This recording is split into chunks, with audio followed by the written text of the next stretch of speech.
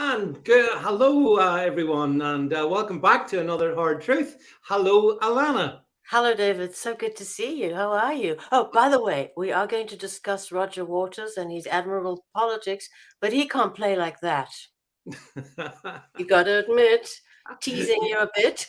Yeah. Well, yeah, we definitely agree that that's great playing, and Roger Waters seems to be pretty good at speaking up as well. So Yes, we're going to yes. chat about that. I suppose we should say, Alana, first of all, wherever you're watching this one, folks.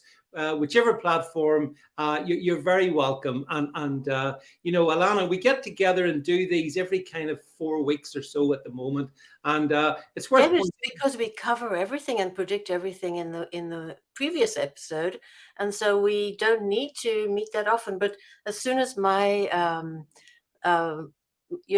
I've gotten all the things I have to do off my plate. I will definitely resume weekly because there have been requests for us to meet more frequently. Yes. I think the world would like that. But having said that, No, the world wouldn't. so maybe not all the world. The discerning part of the world might want to see that. But actually, but again, I'm going to get stuck in a second. We hit last time around over on Rumbles. I think we got 35,000 views of our last Hard Truth. So that was brilliant. Hi there, Leslie. Good Hi, to see you. Leslie. Thanks for joining us. So Alana, I've got to tell you, the sun is shining outside outside where I am. Everything's fine, everything is good, and there's been, as you say, last time round we tackled the whole issue of what was big news back then. Shows you how quickly time goes by. Tucker Carlson had just been sacked, departed the ranks of Fox. Remember that? And RFK had just announced he was entering the race. So 4 weeks on, Alana, when it comes to Tucker Carlson, what is your thinking about what's happened and Well, where we are? I think we predicted. I think it was the 26th of April that we did our podcast. Day after, was it the 26th? A day after his dismissal from Fox News. And I think we celebrated, and I think if I recall, we chuckled. I certainly instantiated the sentiment in my column. We chuckled that Yeah. Fox was finished, absolutely finished, because Tucker carried the network. And I must tell you, I've looked at all the other media. Nobody said that. Let's start from the losers on. Let's see, disposable clowns at the Dispatch. They are the anti-MAGA, the Yeah. Jonah Goldbergs and David French. Oh yeah. I Yeah. likened. Periodically, David French was even proposed for president, and I said it was cruel next to Trump. It was like dwarf tossing, political dwarf tossing. But Yeah. anyhow, an odious type with a blog titled cruelly and crudely titled Boiling Frogs, Nick Catogio. I think he encapsulated the pseudo-right and the left when he said the following. He said he doubted the network would suffer much, if at all, in the 8 p.m. hour. For all the hype about Carlson's ratings, said old Nick Catogio, formerly a la pundit, he said, the truth is that the dogmatic right-wing figure airing at 8 p.m. on Fox News will attract enormous audience. And I have to, as much as I like her, Megyn Kelly, is it? Yeah.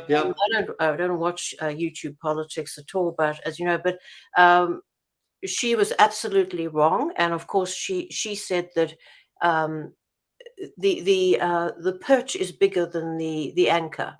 But of course, she's an ego in the anchor's chair, because no sooner had she's not Tucker, and she had a lot of cognitive dissonance to reconcile there. And no sooner had she left Fox News after supporting Marco Rubio for president and doing an enormous damage to Donald Trump, no sooner had she left her Kelly files than we forgot about her. Tucker came along and everyone forgot about her. So that was pretty much the media sentiment, all proven wrong. And talk about the ratings. Well, Now, yeah, I mean, we can. We've got I can see the comments coming in. Everyone understands this, Alana. When we said the ratings would collapse, the ratings collapsed, and it's been fun to watch it. I've got to be honest. I don't know what you think about this statement, but I'll say it anyway. I delight in the destruction of Fox News. I Oh, absolutely relish it because I'm sick of the fakery that's been going on there for many years, Alana. And it was the likes of Tucker Carlson who kind of held it up, And once he went, yes. vump. Yes. Oh, well, my sentiments about Fox, I think I said that in our last podcast, and the column that follows really were cemented during my anti-war writing. I had just come to the country, and I did not know what I was stepping into, and I was syndicated. Of course, my syndication fell through on September the 18th, I think, 2002. Due to my opposition to the war, dissident from day one. And I had stepped into a parallel reality. I had never seen anything like that. Everything was cooked.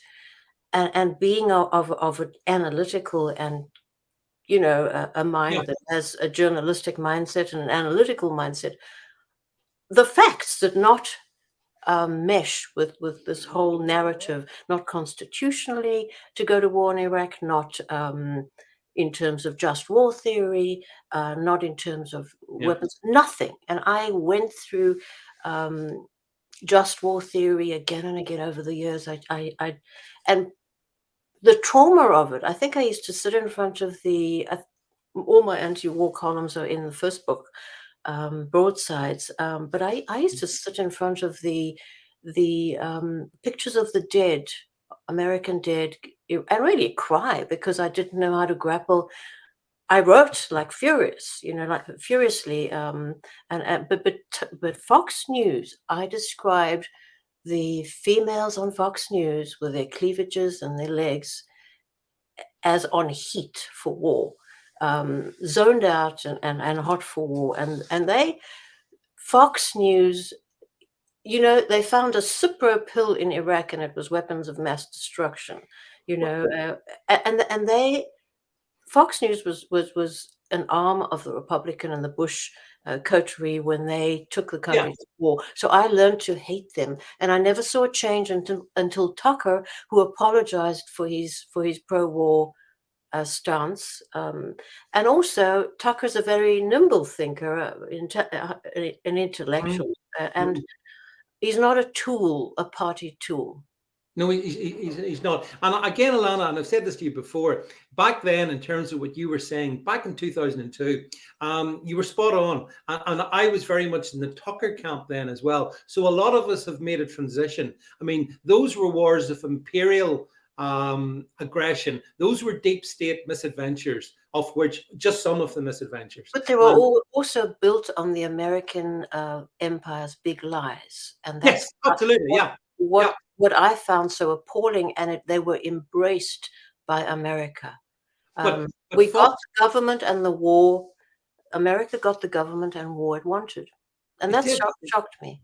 Well, it's got it again, Alana, in 2022-23 in Ukraine. So it's not as if it's a formula. There's an opposition now, David. There's an opposition. There never was an opposition aside from us on the anti-war right. Not even the libertarians. I was going over one of my columns, unnatural lawlessness, a 2003 column, and I gave a talk, my only talk to the Libertarian Party of Washington State.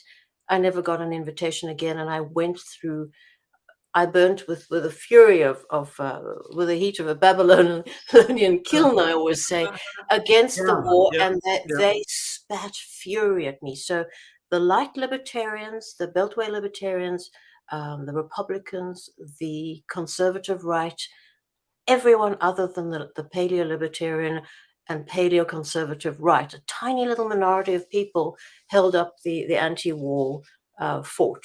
And that's what's changed. It's changed. There is and Tucker was leading a new sentiment. Of course, he only questions wars on the basis of pragmatic utilitarian, not ethical grounds. He always says, is it in the interest of the United States?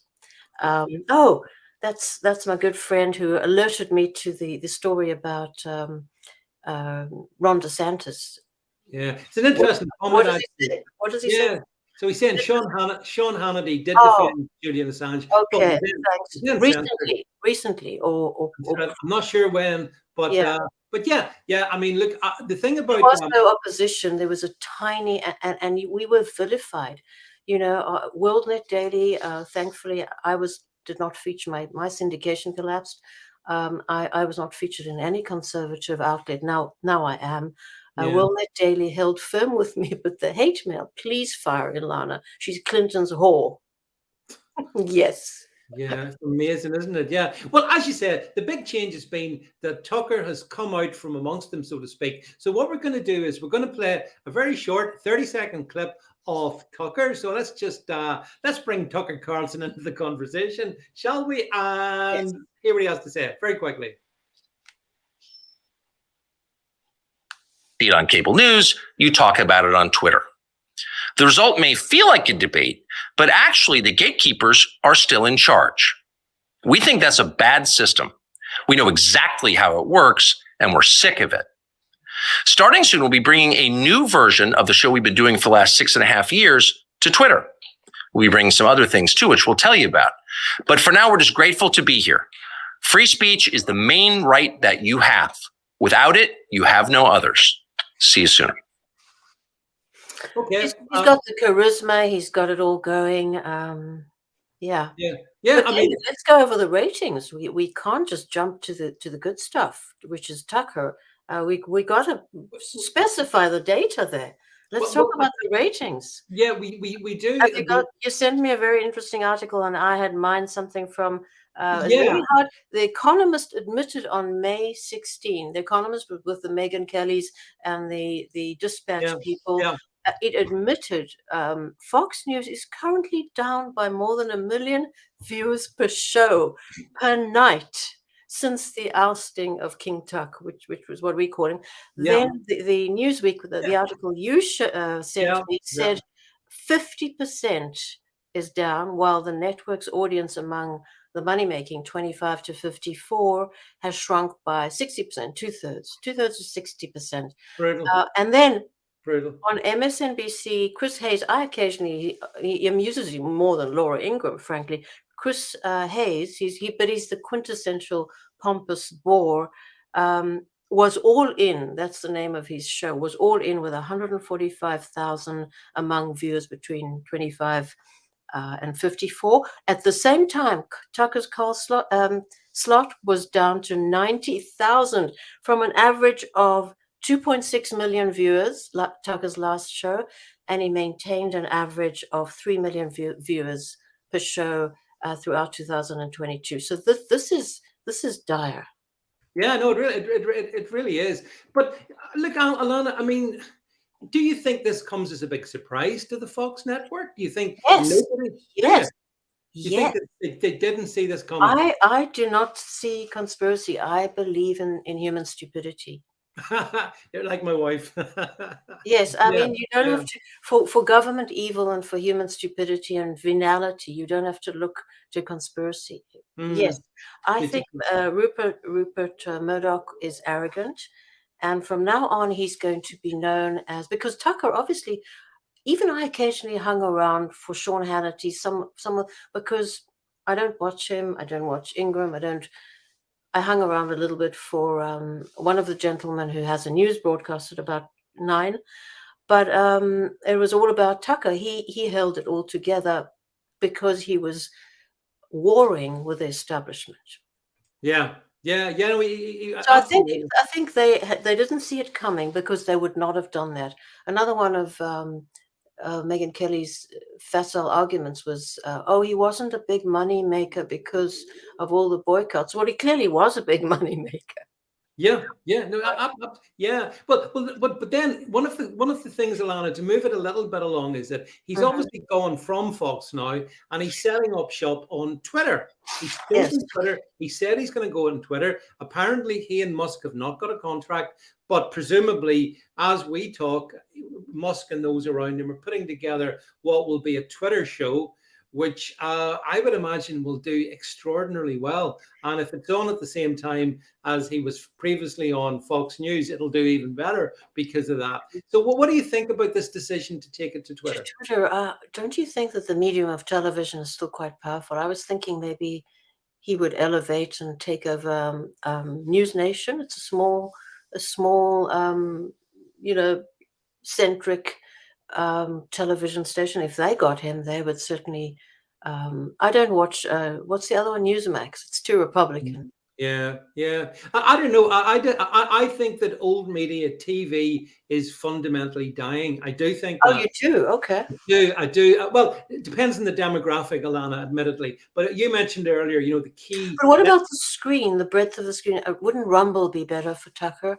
Well, so you just get a screen. I mean, it's so tiny to watch him on. Maybe it's easier.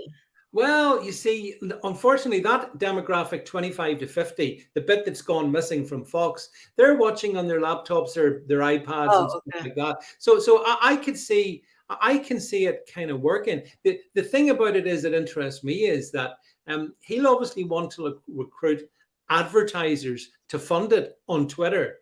So for me, one of the interesting side effects of this is, does this coincide with the fact that Twitter's got a new CEO in the form of Linda Yasserino, who's been brought in with a bit of a liberal background, it has to be said, but maybe her job is again to bring more advertising revenues into Twitter. And I can't think of a bigger one. Is she money oriented rather than?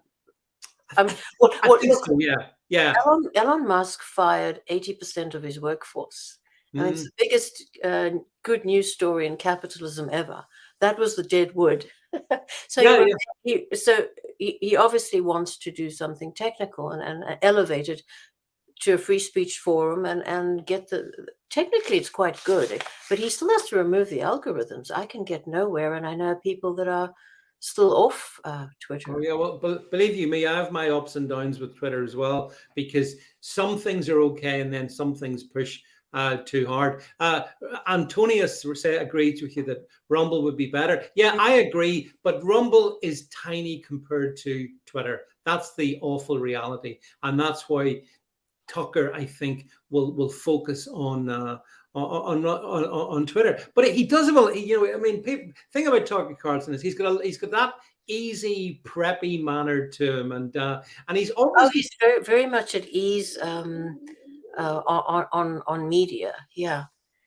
I'll say Biotech Babe says Real America's Voice is the place for truth. War Room is truth. So there we go. That's another view. Has the boss got some of my people? Maybe they didn't appear on they did Ilana earlier. And someone Stumblebum, I can never pronounce that name. I know Mr. Stumblebum is going to be on there, and Kerry. If they're on Rumble and we see and they're seen, they'll be brought on screen. Okay. Maybe they get cowering. But also the numbers, David. The numbers are Tucker's views on Twitter were remarkable. Oh, amazing! It was just in the first. I was watching this. The first, as soon as he came on Twitter, he immediately had 7 million to begin with on April 26th, and that was more than all the concurrent programming of Phone News, CNN, MSNBC, and the other networks, I believe. And it now that tweet, the first tweet is at 85 million views. Yeah, and the one that you played is now at 133 million views. So this is something you don't fire. This is more than Trump. Well, that's why, we chose this title, the sort of Tucker's transformational sort of thing that he's doing. That's what this is. I think this could be a game changer. And because I despise the mainstream media of any sort, I delight in this. I delight in the fact that real talent is coming to the platforms that you and I and other good people operate on as well. And that's going to strengthen us, I think. Better than he's transformational, not only to media. Tucker, the reason he was so important was this states a story. I called him Stumblebum. Please change it to your real name or something. Stumblebums. Yeah. Sorry. That's okay. But no, you were saying he's transformational, not just in terms of what. Yes, I mean he held politicians were afraid of Tucker, still are, I believe. I think he, as we pointed out last broadcast, that he flew to Mar-a-Lago to warn Trump off war with Iran, because we're going to move to this whole thing about Iran and Israel and all that stuff that our politicians seem to be so drawn into. But he made people shake, and that was a lot of the Schadenfreude that the rest of the mediocre, banal media was leveling at him. Oh, you got your just desserts because you frightened too many people. Yes, Tucker frightens people in media and politics. He just has to have very good bodyguards. Yeah, I would think so. Yeah, good life insurance. Biotech Babe says John Kerry's in Geneva selling other countries. Of course he is. That's what his job is, to do that. But I think with Tucker Carlson and this big change and moving onto Twitter, we're going to see a gear shift, which augurs, broadly speaking, well for the future. What is One America Network? What is that? I'm not sure. One America. No, I have seen it. Yeah. So if you're in the chat rooms, jump on, tell us what One America Network is. OAN. Yeah, no, OAN. Yeah, I'm aware. I don't know. I found it very, that's the thing. Tucker was independent. No, that's these Newsmax and One American. I've seen some of their podcasters. The little I can tolerate. It's all that. No sooner does a figure emerge in Republican politics like Trump, even though Trump is someone who was radical, they stick by that figure. They never question, and they always make justifications. And that's the difference. I saw nothing, no merit. I like a questioning mind like Tucker, and he held everybody to. I think those other stations, Newsmax is Trump full on, and there's no critique. And the same with One America. Our friend States Boren says there, Lindsay hates Tucker. Is that Lindsay Graham, that absolute war pig? Did you see him yesterday, Ilana, or whatever? Did you see his comment? Oh, he flies to Ukraine. He's in to see Zelensky in his lair, and he's telling him, he actually says it on camera, killing Russians. Yeah, that's really good. Really good return on American money. Killing human beings. I'll not say what I think of him to keep the show going, but the fact that someone like Lindsey Graham hates Carlson Tucker is a massive endorsement. A massive endorsement. Yes, well, Tucker was the first of any Republican Fox, tool to have him on, and he blatted him. People should look up Tucker against Lindsey Graham. I've never seen that slimy guy go as pale as he did after Tucker got a hold of him. The thing, questioning him about foreign policy. Oh, yeah, and rightly so. But the other thing about Tucker I was going to say, Ilana, is I think he's quite awakened on a whole lot of topics. Like, for example, I noticed that he did mention since this, towards the very final time in Fox, I mean, he touched on lots of things. He was very critical about the vaccines. He was very critical about whatever the thing was that came out of that lab in Wuhan, or did it. He mentioned Building 7 in New York. He talked about a lot of stuff. And if that was anyone else, we'd been called conspiracy theorists. And here was this sort of colossus of the media actually saying that. So I think he'll be a good ally in the time ahead, Ilana. And I do get it. People saying here, I wish he was in Odyssey, wish he was in Rumble. Yeah, folks. I think Ilana, we understand that. And in some regards, so do I. But ultimately, Twitter's got 500,000 people watching it. So, sorry, 500 million. And so that's where you go there. Kerry says, Madam. Oh, that's subtle. Yeah. That family values guy is single, isn't he? I think Lindsey Graham's transitioning, actually. It's only a matter of time. She comes full on female, but yeah, absolutely appalling creature. But I think so. I mean, that's been a big transformation in media in the last 4 weeks.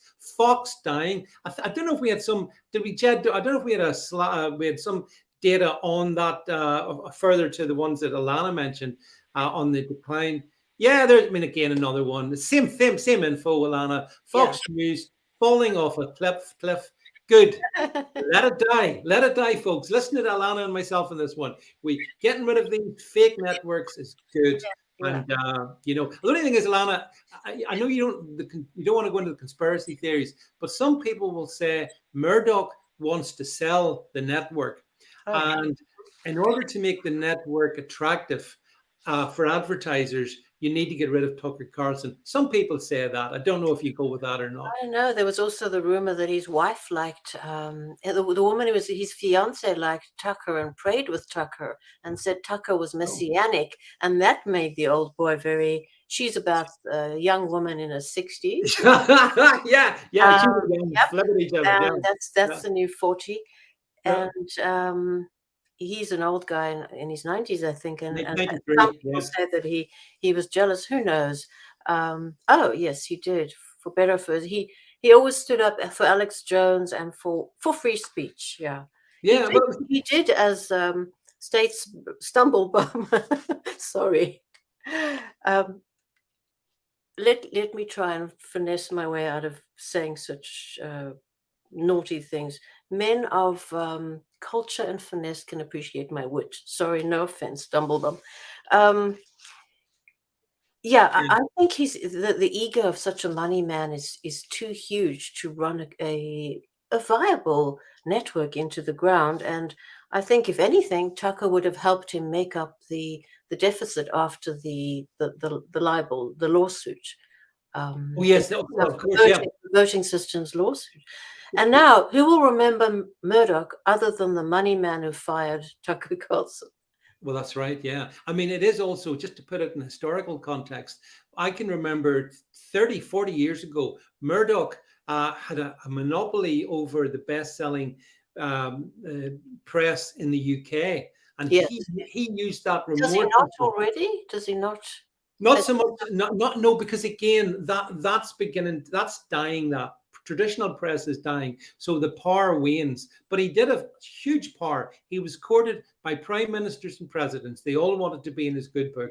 I think that's unhealthy. So therefore, I don't lament the decline of Fox. Well, then I'm with you, David. If you say that the new media is people will watch him on Twitter, I like a bigger screen. I don't hang out on social media. I try and avoid it. But you can also, you'll be able to access it you'll be able to stream Tucker on Netflix, all that sort of things. So there's those possibilities. Endless for him. Now, sorry, Alana, just on that one, I think they'll enable it. Musk will enable it so that you can stream Tucker from Twitter on whatever your device is to your TV device. And you can sit in your living room and have it on big screen TV, which, as you say, is a lot better for some of us than little tiny telephones and whatnot. So I'm sure he'll do that as well. And maybe he won't, Stumblebum used to point out to me, a friend, very often, he's done some terrible interviews. He has promoted the odd bimbo Tucker with serious played in his plaid shirt interview. He's done, and maybe he can actually get people who are on the Southern Poverty Law Center's list of cancelled individuals, like. Not myself, but people that are on those lists, like people, serious thinkers, not only serious pressers. Fox likes the bimbo. It's not just Fox. Mark Steyn was cancelled from British TV there about a month ago. He was cancelled unjustly. But he used to appear on. By the way, pro-war, big on. Mark Steyn's a brilliant guy. I love him for his writing and for his erudition and use of English. But politically, he was a neoconservative. He was. He was dragged along. Eventually, became a Trumpster when he saw, because he's a very smart man. But he was a neoconservative Republican. And the thing about Mark Steyn, and our viewers should listen to this, when the French were engulfed with their rioters, their Muslim rioters in 2005, he was among the Krauthammer, Jonah Goldberg, all the neoconservatives who put forward this impoverished argument that France, unlike the US, is not multicultural. They don't integrate. Hence, there was a lot of glee from the Mark Steyn group about the fate of France, because they don't so much segregate their North African and Muslim communities, but rather they don't have affirmative action. They're very chauvinistic about their culture and the quality of it. So while they are very leftist, the Europeans don't like affirmative action. So our people, including Mark Steyn, were very gleeful. So philosophically, Mark Steyn is a very smart and erudite man. Philosophically, he was a neoconservative. Yeah. So he's gone successfully, just like Megyn Kelly, onto podcast. Well, you see, okay, two things. First of all, I agree. He is extremely erudite. I love the wordplay, and I always have done. You're completely right in how you've analysed ILANA, where he's been for the last. And as to his demographic nonsense, this was years ago when he put forward the argument from demographics, is that it was all about.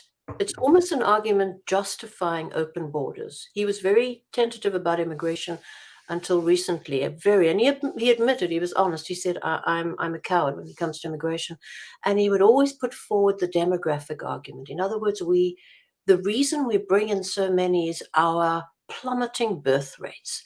Well, that's a non sequitur from the fact that people not procreating as the way Republicans or God-motivated conservatives would like people to procreate. It doesn't follow that they should have their cultures and countries overtaken. So that argument from demographics always played into the open border. I hope I'm explaining it. Yeah, I get you. Yeah, clearly, always played into the open border arguments. I didn't appreciate him philosophically. I like him for appreciating the English language. Yeah, the thing about him is he got himself a gig though on a British channel called GB News, and he was fired from there, right? He was fired because he brought vaccine damaged individuals on and gave them a voice, and he was sacked for that. But what I found really strange, ILANA, the final bit in Mark Steyn, we move on, is that he then set up his own podcast show kind of thing. But what I notice is he brings on young ladies, 3 young ladies in particular, very young, very cutesy, and I find that it's a bit odd. Do you know what I mean? It's like he's a guy in his 60s, and I think if he could do better, let's put it than this. I mean, all the even on Fox News, that's the tradition, because there's an ego in the anchor's chair, and that ego cannot bear to be challenged. Where are my Rumble people? They must be saying something intelligent. Well, I'm sure. One of them's been very. There's been a lot. Where's Kerry? I haven't heard from Kerry. Just want to say that, yeah, Mark Steyn and Naomi Wolf have. There you go. Kerry says when Tucker has Jared Taylor on. And you know what? That's an excellent point, because you know who used to have. I'm old enough that I remember everything. You know who used to have Jared Taylor on? Wonderfully erudite. Was MSNBC Scarborough. Joe Scarborough used to have. Yeah. Yes, he used to have. It was about maybe 12 years ago. He had a program. Jared Taylor was a regular on there, because Jared Taylor is a good journalist. I mean, he's very polite and civilized. And then, of course, the Southern Poverty Law Center obviously contacted MSNBC. MSNBC used to be quite a little bit more interesting than Fox News. So Fox News never had Jared Taylor. They never step out. To them, it's following the Lincoln template. Anyone who speaks in terms of they call it nativism. You know, the original population. Anyone who speaks against replacement is a nativist, and Fox won't countenance that. Actually, MSNBC are actually above Fox now in the ratings, FYI. So we mentioned Chris Hayes, really a bore, but he is better than the slot that they've given. Who does that slot? I mean, they threatened us for a while with someone called, yes, Kayleigh, one of Trump's also one. Kayleigh McInerney, yeah. Anyone with a so. Just to finish that thought, I'm just rambling. To finish that thought, you know, these are egos in anchors' chairs, and they need fluff. to bolster the ego. And even though Ann Coulter and Michelle Malkin used to be features on Fox News, they became less and less. Yeah. And I remember Ann Coulter sitting in the chair and challenging O'Reilly's logic with one of her syllogisms, but that's a non sequitur, Mr. O'Reilly. He didn't know what had hit him. So the young blondes are much safer than us. The young blondes, older ladies. That's You're a brave man. How many thin-skinned men do I know that would rather avoid my perfectly genial, pleasant, caring company? Not you, David.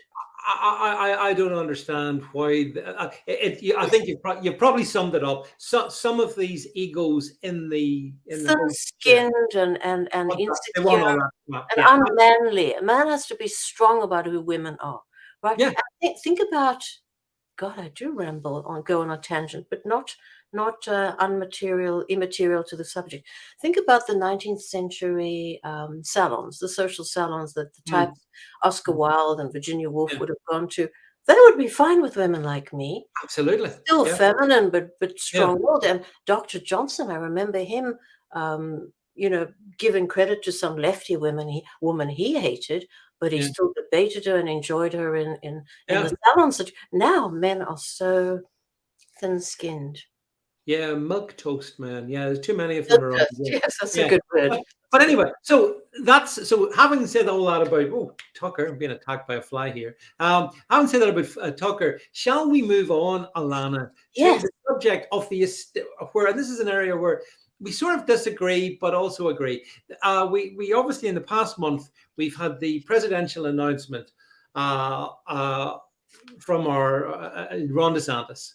He announced he's standing for the president. He announced it on Twitter, and actually it was funny because Twitter collapsed. It didn't. The technical. It amused me. What happened there?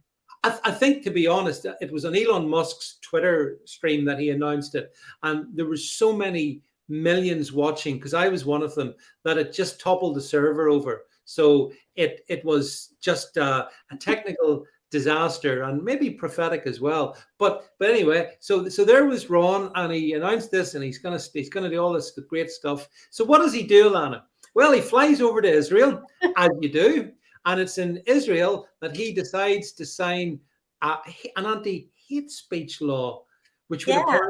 What do you make of that, Alana? Have you read the legislation at all? I mean, I saw something.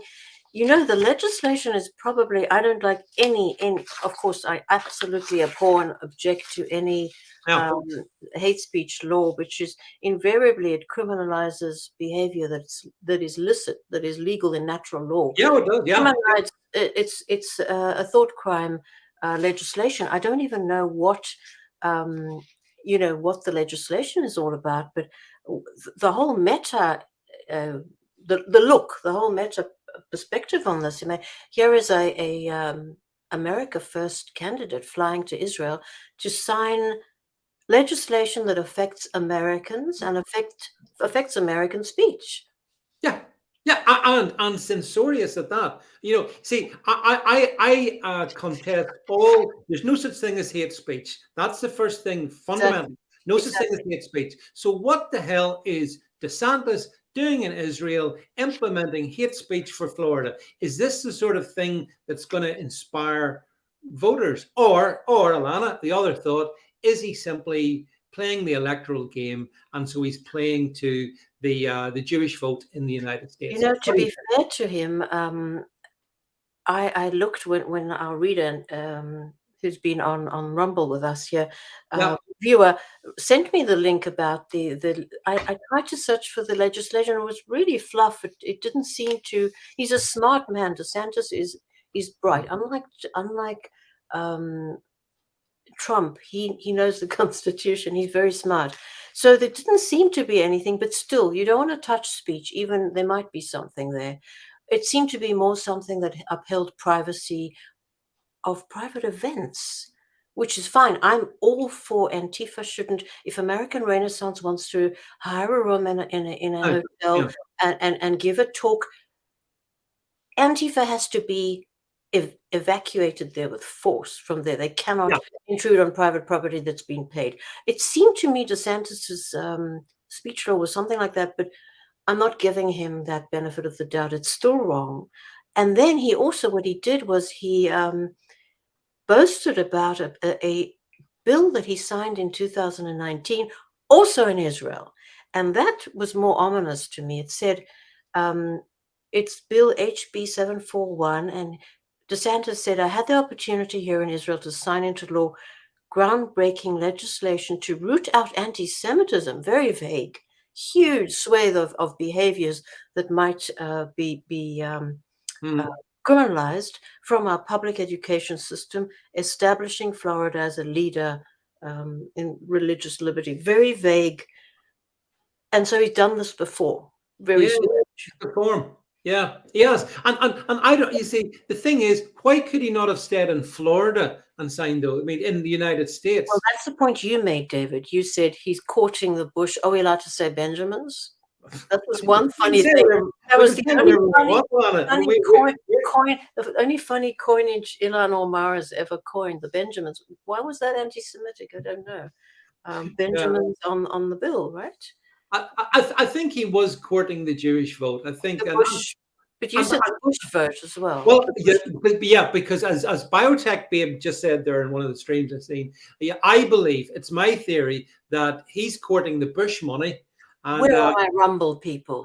And well, they have the same opportunity to talk as my Getter people. DeSantis is a deep state plant, Bush money backing DeSantis. But I'm not sure if it is Bush money backing DeSantis. It could be. It might well be. But what I'm saying is that I'm not impressed with these. I'm not impressed with this particular move. Let's put it like that. And furthermore, if we look at the polls, Ilana, even though I know you can say, well, just polls, schmoles, but every month that goes by, he's falling further and further behind Trump. So I don't know. Listen, I've told you this, and it's no secret. I fall more I'm definitely in the Trump camp. Declared. DeSantis knows the Constitution better. He's a man of detail, probably greater intellect. Trump has got that special thing that connects to the MAGA vote. So you're emotional on Trump, right? Yes, I'm emotional. Yeah, I'm completely rational. I fire them when they don't quite deliver, and no repeat. Oh yeah, DeSantis could have gone to Miami for the Jewish vote. That's a good, excellent point. That's why I like States Brum to have a word here. He always has good points. Why the Israel? What is going on? It's the theater. It's the theater of going to Israel. If you go to Miami, it's not the best will in the world. Is it the evangelists? Do they demand that? The pro-Israel, do or die Israel? I don't know. It's worrying that DeSantis could be influenced by that vote. But by the same token, the same for Trump. I mean, it's actually not. I don't believe that Trump would behave any differently. Do you? I think Trump will court Trump was huge on that. I mean, Trump created the Israel, Saudi Arabia, Qatar axis of evil that began bombing Yemen like there was no tomorrow. Yep. And I think a lot of contracts came to another man who would probably transition, Jared Kushner, from all the meetings in Jerusalem. Yeah. There's no way he's not transitioning. His skin is smoother than mine. So yeah, I just found that it wasn't an edifying sight. That's what I would say. It wasn't good, but maybe he's I don't think the Republican vote that is aligning behind DeSantis is going to notice that. There's a lot of good to him. I mean, he's done good. Florida's a shithole, definitely. I don't know why people go there. Ghastly place. The weather, Do you think so? Well, I'll tell you where is a shithole. Disneyland. Not only is it a shithole, but full of pedophiles. You've been? No way. Oh, have you been? How about no. I would be I'd have to be taken prisoner to go to Disneyland.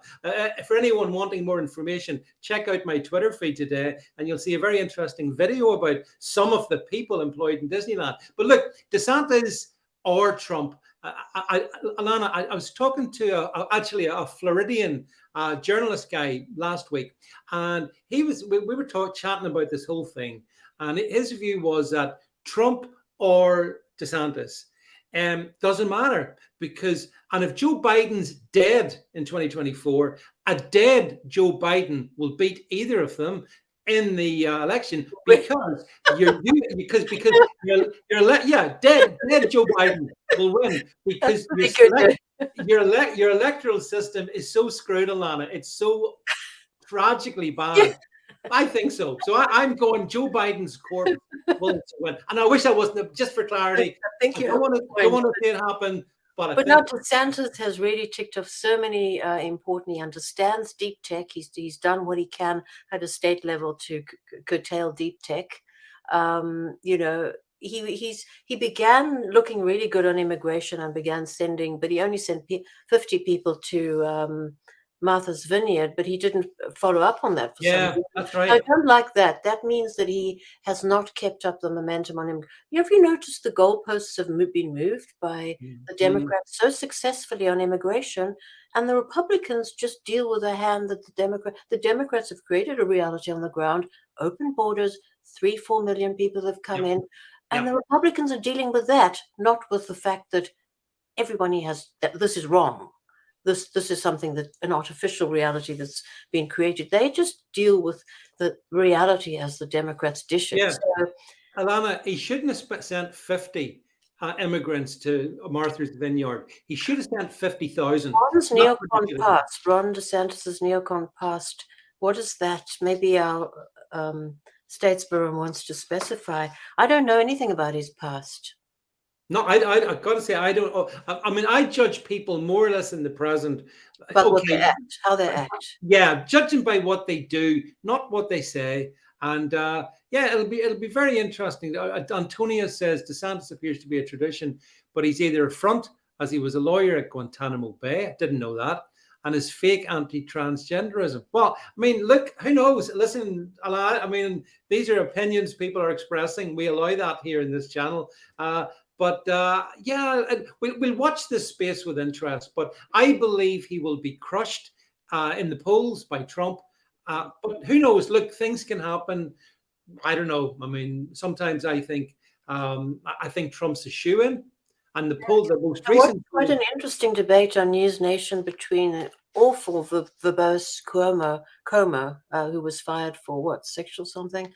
And Bill O'Reilly, whom, by the way, Bill O'Reilly made Jesse Waters really a foolish sort of oaf. He's quite funny, but he's foolish. So Bill O'Reilly was on, he made Jesse Waters, but not once have these ingrates had him on. Now, Bill O'Reilly, I don't agree with him, but he's an entertaining force to be reckoned with. And he and Como were on the centrist station, News Nation, debating immigration quite in a quite lively fashion. For instance, Bill O'Reilly said that because the drug smugglers are such a small, that's the thing with the Republicans. All about drugs. No, it's not. He's right. The drug smuggling issue is a function of an open border. Very few of these people, third world individuals whom we're going to have to carry in terms of crime, schooling, healthcare, etc., very few of them smuggle drugs in. It's just a very small minority. But Bill O'Reilly, for instance, said they should be killed, which was a great idea. You know, he's big on the army should be, but not a bad idea. Just organize the army and go after the cartels. You will not frighten them until you start mowing them down. The U.S. Army should get rid of all its 5,000 bases around the world, get out of the rest of the world, focus on the southern border, and make the homeland secure, starting with the absolute tsunami you've got coming through. But that would require an imagination and a resolution that they don't have, Alana. They don't have it. And it's never going to be there because they don't care. I'm afraid to say, I don't believe Republicans or Democrats care remotely about the fact that America's being basically overwhelmed by this tide from the south. And, that's the reality of it. So okay, look, let's try and segue then into comments. Yeah, DeSantis, will he only shine on state level, or will he bring those skills, his ability to he knows his remit as a leader. He knows what he can do, how he can translate natural rights and uphold them. He does know that. And Trump had no notion of that. I mean, I repeat myself again and again, when we had the riots, he didn't bring in the National Guard to protect the people, just federal property, followed law to the T. So law as dictated by the Democrats. So it's a good question. Will Ron DeSantis be able to translate his constitutional, his sound constitutionally? Will he be able to translate that into the national level? No idea. He's very young. He is. He's what, 40, early 40s, I think. I think ILANA. Nice family, very, very Camelot-like family. Yeah. Well, talking of Camelot, that's nice, ILANA. Good segue. Last time we were chatting, we talked about, at that point, we had RFK Jr. had just made a monumentally excellent speech, which you and I chatted about back then. And I have to say, between then and now, he's also been on social media saying an awful lot of really good things, really solid things. I've been so impressed by 99% of stuff that he's done. But there was one incident. There was one incident. We're going to bring it up. Yes. We're going to bring it up now. So just to put this in context.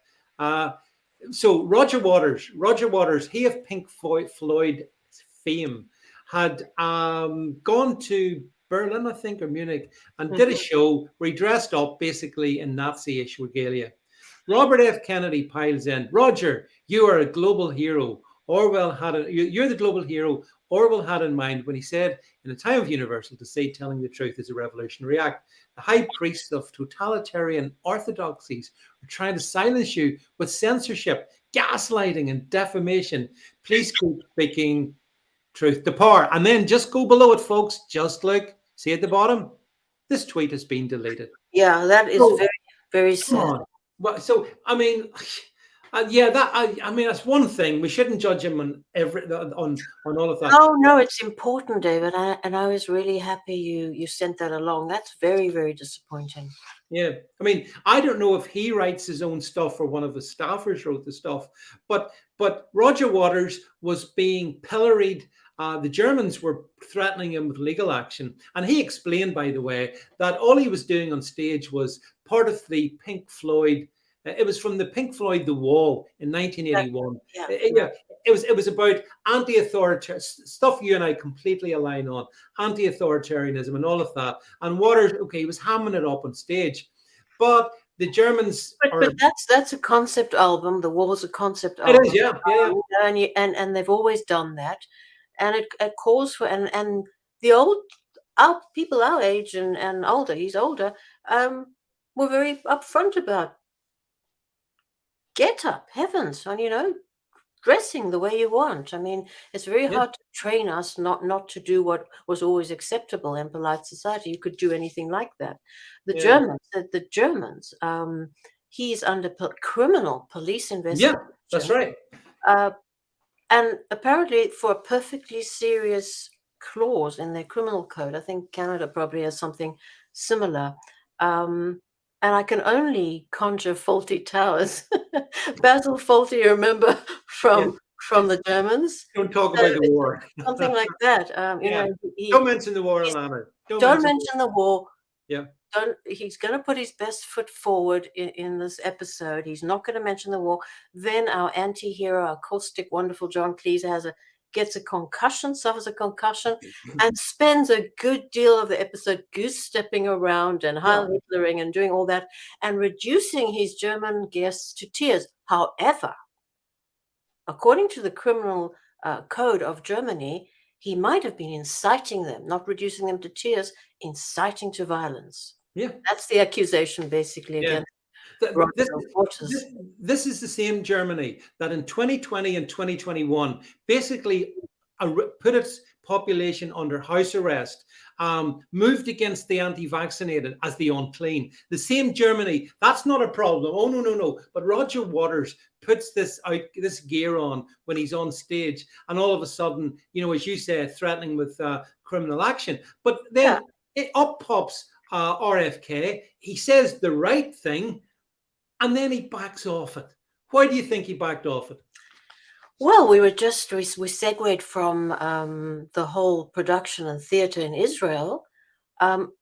Look, shamefully, Jewish groups have been storming the stage, threatening boycotts, not threatening boycotts, calling Roger Waters an anti-Semite, a Nazi, the worst of things. I mean, Anti-Defamation League is a terrible organization. Southern Poverty Law Center is Jewish run. I'm on their list as a hater. They gave me a wonderful write-up, actually, especially promoting my website and actually saying that, speaking about one term that I coined, a nose bag for the Muslim gear, nose bag, They thought that was most hateful, so I'm on their list. But these organizations are vicious, and so they are, and maybe that's what happened to RFK. He didn't want to be in their sights. I think so. I absolutely think that. I think he did the right thing, but the problem is when you're as prominent as RFK is, ILANA, and you commit stuff to Twitter and then you take it down, it looks bad. I mean, it just looks bad. Lots of people. I think I've got something there, Jed, we want to bring up in the background there. Yeah, I mean, here, Roger Waters says dressing up as an SS officer was clearly an anti-fascist. Which it was, because that's the concept of the album, as you and I both. Yes, but David, let's make it quite clear that you and I, with our libertarian mindset, even if he wasn't, didn't have pure thoughts, as much as I disdain that, even if he didn't have those pure thoughts about why he was doing it, it's his freedom to do that. I'm for. It used to be. I speak about the Skokie standard of speech and thought. Yeah. And Skokie was a suburb. Is still a suburb in Chicago. Where's Kerry with some comments about Chicago? And in 1978, the American Civil Liberties Union, the ACLU, which used to be a formidable force, and now it's just a force for protecting all the protected groups. It used to be a formidable force for unpopular speech and displays. And it took this controversial stand of defending a neo-Nazi contemptible group that wanted to march through Skokie, that suburb, and there were many Holocaust survivors. But that is what our Constitution means. That is what the Constitution, free speech, means. And more specifically, what free speech means to me, and I think we spoke about it when we had tackled the Ukrainian Azov battalion. I don't care that they're Nazis. It doesn't. I care that they are killers. But if they speak, if those are words, if those are words and thoughts, you should be able to speak, write, tweet your beliefs, hold any flag you want, the symbol, any symbol you want, non-violent ceremonies, insignia, paraphernalia, goose step, so long as you are non-aggressive. Well, my problem with the Azov battalion is not the Nazi insignia; it's the fact that the US is funding them. That's and the EU and all the killing, of course, and all the killing. Yeah, that's a fundamental problem. But yeah, I think, ILANA, we literally are free speech absolutists. Yes, which is a term that Elon Musk has popularized again. It's popularized it again. I don't think he's quite as free speech absolutist as we are, but at least our position is consistent. I said, let Roger Waters say whatever he wants. And let anyone say whatever they want. People can then take a view. I think we're all adults. We're all mature. We can look at these things and critically appraise them and go yay or nay. And I thought that was very cowardly from RFK. But I think it does portend bad things, and I think he should just put that tweet up again, because he shouldn't have taken it down.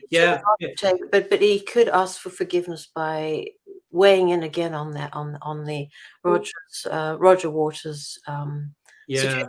Why anyone would want to? That my problem with Roger Waters is such a useless musician, and that David Gilmour, highly intelligent man, had to carry him musically. Anything worthwhile was done by. And actually, I looked up something about that, and Roger Waters is an actor. I mean, he is a.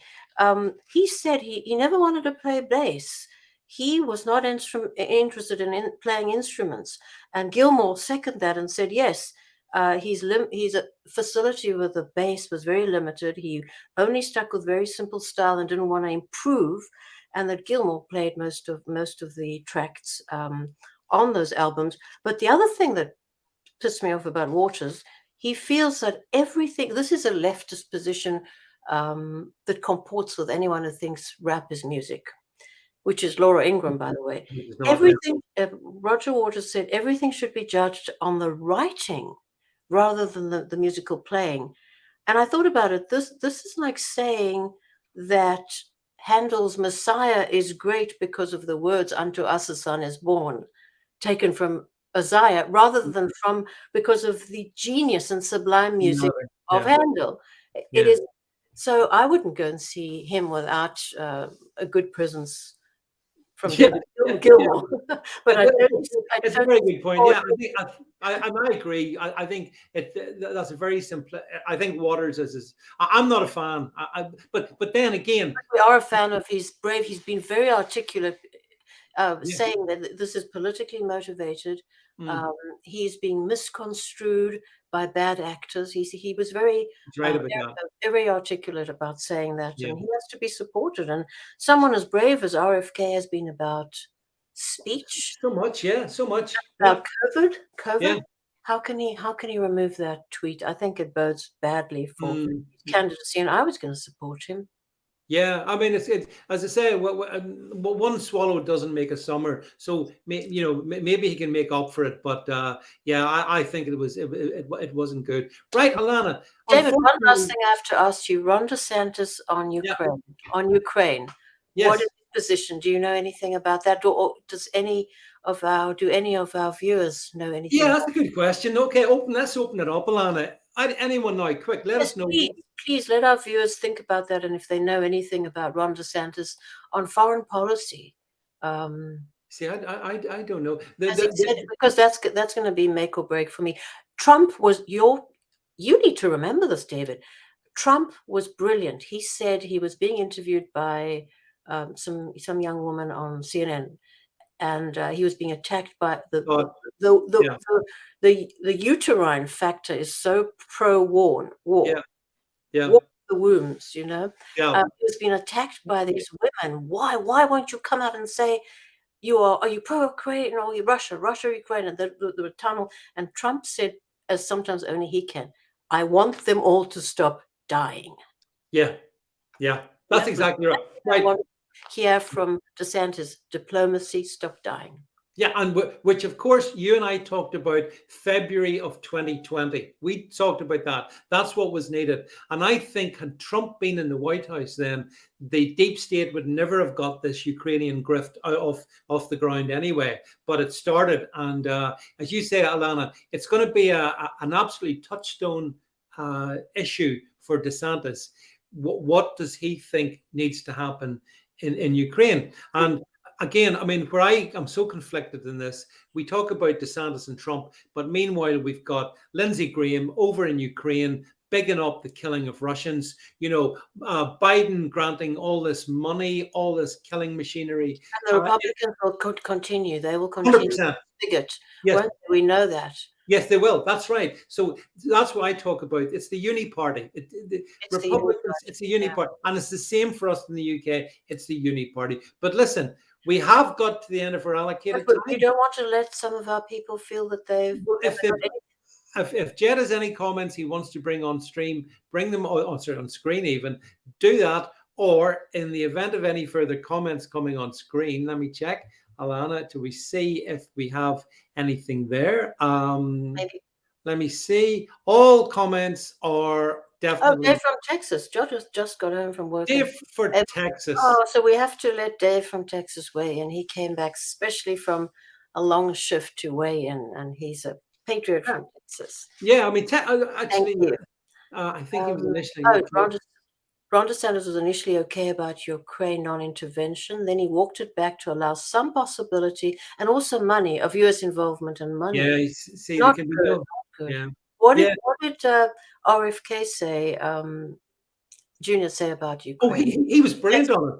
He completely gets it. He completely gets it. Kerry says, if a conflict between Israel and Ukraine broke out, who would the neocons rally behind? It's an interesting point because yeah, it's a good one. Israel's been quite, nobody said anything, but I followed Israel's position on Ukraine, and we spoke about this, David. You and I. We did. They were good. They refused to come out, and in fact, Israel was the only country if it's West, it's not quite West, second world country to send someone to Russia and open up diplomacy. I'm sure they got the phone call from DC to stop their agitation for peace. Israel did send, and Israel had come out. It was in the Haaretz or Jerusalem Post.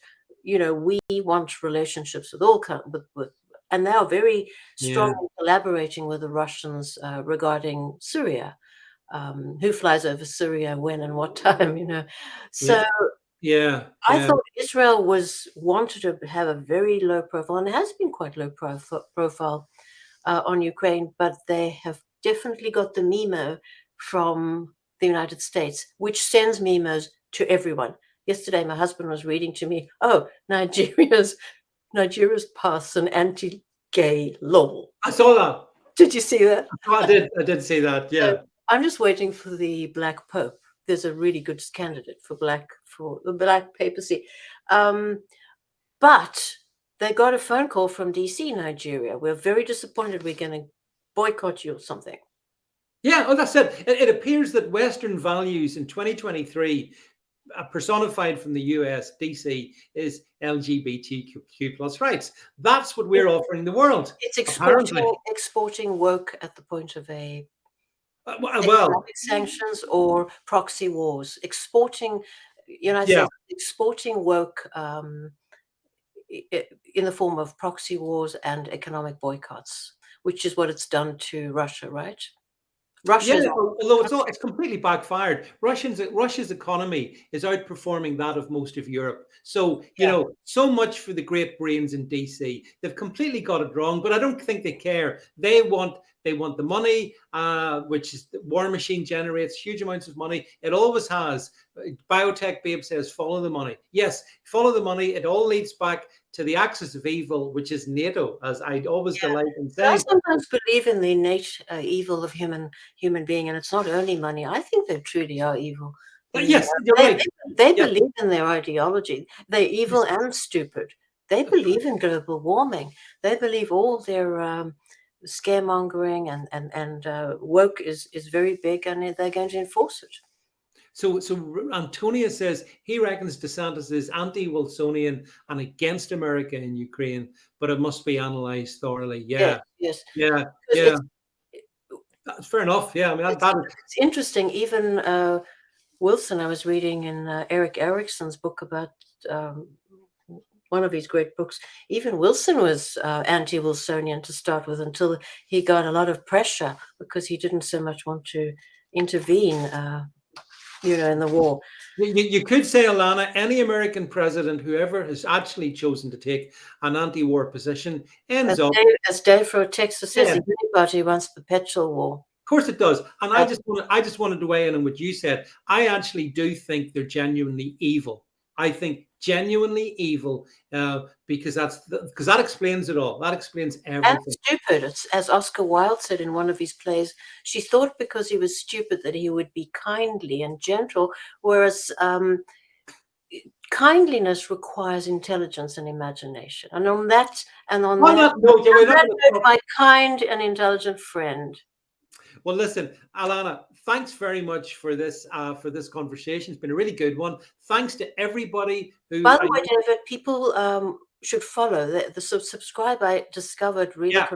They should click follow, and then expect to see unfollow, because it gives you the option of if we don't please you, of unfollowing it. But please follow us. Subscribe. What is subscribe? I think that's something. Yeah, make sure, just make sure you hit the follow button, Hard Truth, so you get these notifications, because sometimes the machinery goes a bit up the left. But if you enjoy these regular chats ILANA and I have, do make sure you subscribe to it.